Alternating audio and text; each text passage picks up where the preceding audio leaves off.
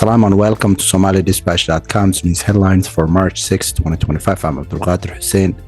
The Trump administration engaged in direct talks with Hamas, mediated by Qatar, to secure the release of hostages, including the Israeli-American captives taken during October 7 attack on Israel. This marks the first direct U.S. engagement with Hamas in over 20 years, as the U.S. has designated Hamas a terrorist organization since 1997. U.S. President Donald Trump issued a public warning to Hamas, demanding the immediate release of hostages and threatened severe consequences if they refuse. He also urged Gazans to reject Hamas for a better future. Hamas has not officially responded, but indicated its focus remains on securing a ceasefire and pressuring Israel to comply with the agreement. Israel confirmed 59 hostages remain in Gaza, with 24 believed to be alive. Ceasefire negotiations, mediated by Qatar, Egypt, and the U.S., aim to secure the release of hostages, the withdrawal of Israeli troops, and the permanent end to the conflict. Turkish Airlines and Qatar Airways suspended their flights to Mogadishu following a U.S. embassy security alert warning of potential terrorist attacks. However, Ethiopian Airlines continued its operations and flew into Mogadishu during this period. Domestic and regional airlines maintained their schedules.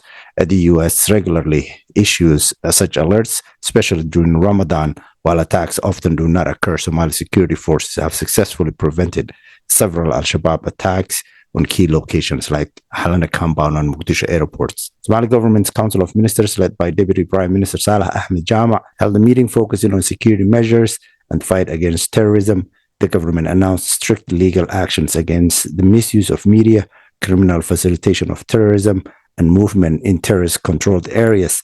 Additionally, it introduced new security measures at Aden Adde Airport, banning weapons and military vehicles. The government reiterated its commitment to intensifying anti-terror operations. The Somaliland government has acquired military vehicles and weapons from local militias in the Sanag region, sending militia members for military training. The government reimbursed the clans for the equipment and repurposed it for the national military.